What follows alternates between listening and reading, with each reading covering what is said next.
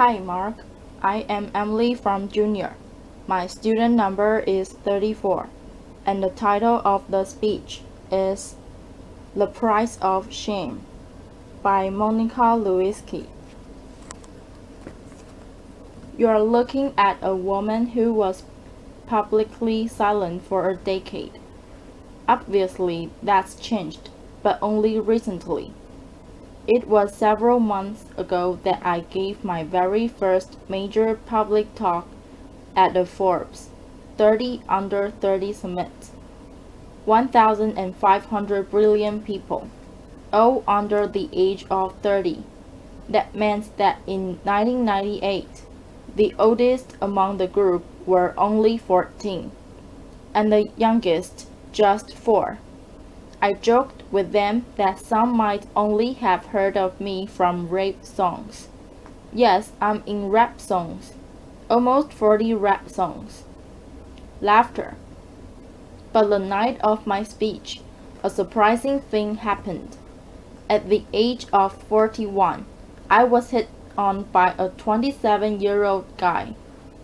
I know, right? He was charming and I was flattered, and I declined. You know what his unsuccessful pickup line was? He could make me feel 22 again. Laughter. Applause.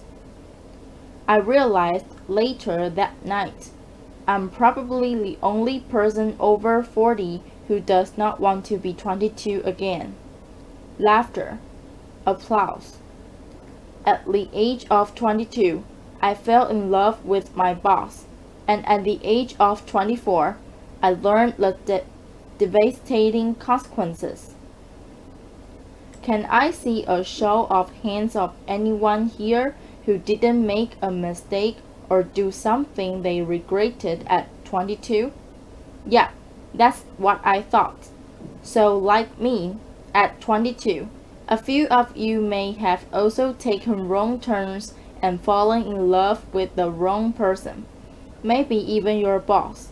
Unlike me, though, your boss probably wasn't the President of the United States of America. Of course, life is full of surprises. Not a day goes by that I'm not reminded of my mistake, and I regret that mistake deeply. In 1998, after having been swept up into an improbable romance, I was then swept up into the eye of a political, legal, and media maelstrom, like we had never seen before. Remember, just a few years earlier, news was consumed from just 3 places: reading a newspaper or magazine, listening to the radio, or watching television. That was it. But that wasn't my fate. Instead, this scandal was brought to you by the digital revolution. That meant we could access all the information we wanted, when we wanted it, anytime, anywhere, and when the story broke in January 1998, it broke online. It was the first time the traditional news was usurped by the internet for a major news story, a click that reverberated around the world. What that meant for me personally was that overnight I went from being a completely private figure to a publicly humiliated one worldwide. I was patient zero of losing a personal reputation on a global scale almost instantaneously. This rush to judgment, enabled by technology, led to mobs of virtual stone throwers. Granted, it was before social media, but people could still comment online, email stories, and, of course, email cruel jokes. News sources plastered photos of me all over to sell newspapers, banner ads online, and to keep people turned to the TV. Do you recall a particular image of me, say wearing a beret? Now I admit I made mistakes, especially wearing that beret. But the attention and judgment that I received, not the story, but that I personally received, was unprecedented. I was branded as a tramp, tart, slut, whore, bimbo, and of course, that woman. I was seen by many but actually known by few, and I get it. It was easy to forget that that woman was dimensional, had a soul, and was once unbroken. When this happened to me 17 years ago, there was no name for it. Now we call it cyberbullying and online harassment. Today, I want to share some of my experience with you. Talk about how that experience has helped shape my cultural observations, and how I hope my past experience can lead to a change that results in less suffering for others. In 1998, I lost my reputation and my dignity. I lost almost everything, and I almost lost my life. Let me paint a picture for you. It is September of 1998. I'm sitting in a windowless office room inside the office of the independent counsel underneath humming fluorescent lights. I'm listening to the sound of my voice unsurreptitiously taped phone calls that a supposed friend had made the year before. I'm here because I've been legally required to personally authenticate all 20 hours of taped conversation. For the past 8 months, the mysterious content of these tapes has hung like the sword of Damocles over my head. I mean, who can remember what they said a year ago? Scared and mortified, I listen as I prattle on about the first name and just name of the day. Listen as I confess my love for the president, and of course, my heart break. Listen to my sometimes catty, sometimes churlish, sometimes silly self being cruel, unforgiving, uncouth.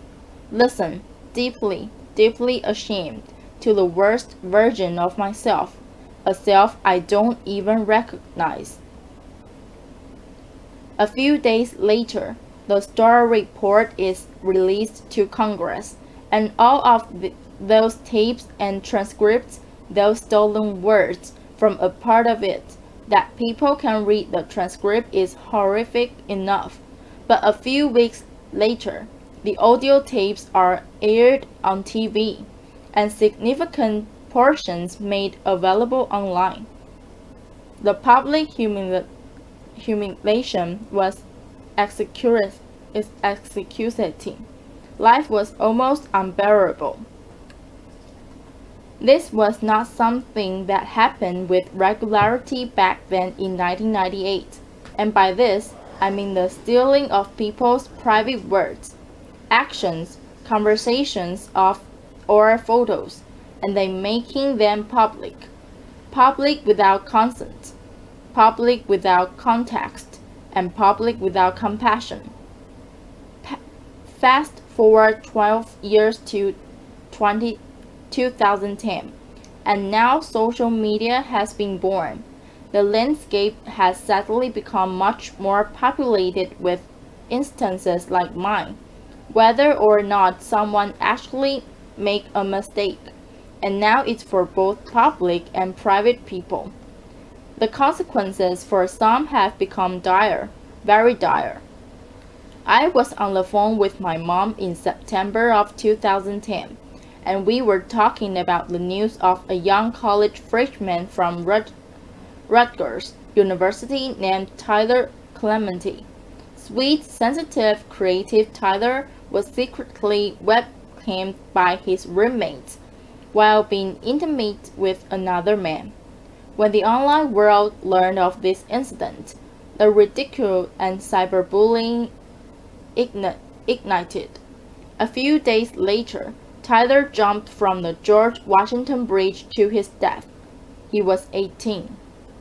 My mom was beside herself about what happened to Tyler and his family, and she was gutted with pain in a way that I just couldn't quite understand. And then eventually I realized she was reliving 1998, reliving a time when she sat by my bed every night, reliving a time when she made me shower with the bathroom door open, and reliving a time when both of my parents feared that I would be humiliated to death, literally. Today, too many parents haven't had the chance to step in and rescue their loved ones. Too many have learned of their child's suffering and humiliation after it was too late. Tyler's tragic, senseless death was a turning point for me. It served to recontextualize my experiences, and I then began to look at the world of humiliation and bullying around me and see something different. In 1998, we had no way of knowing where this brave new technology called the Internet would take us. Since then, it has connected people in unimaginable ways, joining lost siblings, saving lives, launching revolutions, but the darkness, cyberbullying, and slut-shaming that I experienced had mushroomed. Every day online, people, especially young people who are not developmentally equipped to handle this, are so abused and humiliated that they can't imagine living to the next day. And some tragically don't, and there's nothing virtual about that. Childline, a UK non-profit that's focused on helping young people on various issues, released a staggering statistic last year. From 2012 to 2013, there was an 87% increase in calls and emails related to cyberbullying. A meta-analysis done out of the Netherlands showed that for the first time, cyberbullying was leading to suicidal ideations more significantly than offline bullying. And you know what shocked me, although it shouldn't have, was other research last year that determined humiliation was a more intensely felt emotion than either happiness or even anger. Cruelty to others is nothing new, but online, technologically enhanced shaming is amplified, uncontained, and permanently accessible. The echo of embarrassment used to extend only as far as your family, village, school, or community, but now it's the online community too. Millions of people, often anonymously, can stab you with their words, and that's a lot of pain. And there are no parameters around how many people can publicly observe you and put you in a public starcade. There is a very personal price to public humiliation, and the growth of the internet has jacked up that price. For nearly 2 decades now, we have slowly been sowing the seeds of shame and public humiliation in our cultural soil, both on and offline. Gossip websites, paparazzi, reality programming, politics, news outlets, and sometimes hackers all traffic in shame. It's led to desensitization and a permissive environment online which lends itself to trolling, invasion of privacy, and cyberbullying. This shift has created what Professor Nicholas Mills calls a culture of humiliation. Consider a few prominent examples just from the past 6 months alone. Snapchat, the service which is used mainly by younger generations and claims that its messages only have the lifespan of a few seconds. You can imagine the range of contents that gets. A third-party app which Snapchatters use to preserve the lifespan of the messages was hacked, and 100,000 personal conversations, photos, and videos were leaked online to now have a lifespan of forever. Jennifer Lawrence and several other actors had their iCloud accounts hacked, and private, intimate, nude photos were plastered across the internet without their permission. One gossip website had over 5 million hits for this one story. And what about the Sony Pictures cyber hacking? The documents which received the most attention were private emails that had maximum public embarrassment value. But in this culture of humiliation, there is another kind of price tag attached to public shaming. The price does not measure the cost to the victim, which Tyler and too many others, notably women, minorities, and members of the LGBTQ community have paid, but the price measures the profit of those who prey on them. The invasion of others is a raw material, efficiently and ruthlessly mined, packaged, and sold at a profit. A marketplace has emerged where public humiliation is a commodity and shame is an industry. How is the money made? Clicks. The more shame, the more clicks.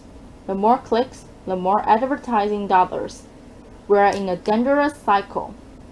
The more we click on this kind of gossip, the more numbed we get to the human lives behind it.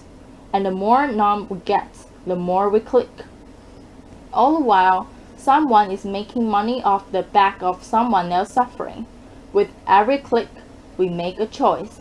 The more we saturate our culture with public shaming, the more accepted it is, the more we will see behavior like cyberbullying, trolling, some forms of hacking, and online harassment. Why? Because they all have humiliation at their cores. This behavior is a symptom of the culture we've created. Just think about it. Changing behavior begins with evolving beliefs. We've seen that to be true with racism, homophobia, and plenty of other biases, today and in the past, as we've changed beliefs about same-sex marriage. More people have been offered equal freedoms. When we began valuing sustainability, more people began to recycle. So as far as our culture of humiliation goes, what we need is a cultural revolution. Public shaming as a blood sport has to stop, and it's time for an intervention on the internet and our culture. The shift begins with something simple, but it's not easy. We need to return to a long-held value of compassion and empathy. Online, we've got a compassion deficit and empathy crisis. Researcher Brené Brown said, and I quote, "Shame can survive empathy. Shame cannot survive empathy. I've seen some very dark days in my life, and it was the compassion and empathy from my family, friends, professionals, and sometimes even strangers that saved me. Even empathy from one person can make a difference." The theory of minority influence, proposed by social psychologist Serge Moscovici, says that even in small numbers, when there's consistency over time, change can happen. In the online world, we can foster minority influence by becoming upstanders. To become an upstander means instead of bystander, apathy. We can post a positive comment for someone or report a bullying situation. Trust me, compassionate comments help abate the negativity. We can also counteract the culture by supporting organizations that deal with these kind of issues, like the Tyler Lewinsky Foundation in the US.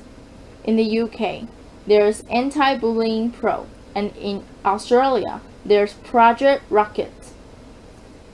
We talk a lot about our right to freedom of expression, but we need to talk more about our responsibility to freedom of expression. We all want to be heard, but let's acknowledge the difference between speaking up with intention and speaking up for attention. The internet is the superhighway for the but online, showing empathy to others benefits us all and helps create a safer and better world. We need to communicate online with compassion, consume news with compassion, and click with compassion. Just imagine walking a mile in someone else's headline. I like to end on a personal note. In the past 9 months, the question I've been asked the most is why? Why now? Why was I sticking my head above the parapet? You can read between the lines in those questions, and the answer has nothing to do with politics. The top note answer was and is because it's time. Time to stop tiptoeing around my past. Time to stop living a life of opprobrium. And time to take back my narrative. It's also not just about saving myself. Anyone who is suffering from shame and public humiliation needs to know one thing. You can survive it. I know it's hard. It may not be painless, quick or easy, but you can insist on a different ending to your story. Have compassion for yourself. We all deserve compassion, and to live both online and off in a more compassionate world. Thank you for listening. Applause.